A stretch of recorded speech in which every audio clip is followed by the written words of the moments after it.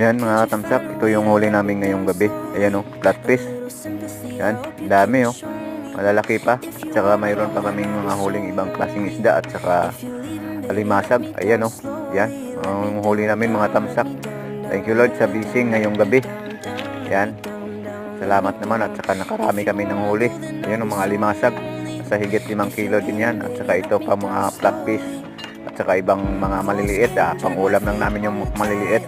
Yung malaki pangbinta. Yan mga katamsak, thank you Lord sa blessing ngayong gabi. Yan ito mga katamsak flatfish, kung tawagin dito sa amin palad. Ayan napakalapad niya yan, ang laki. Sa higit 2 kilo to, 2.5 kilos.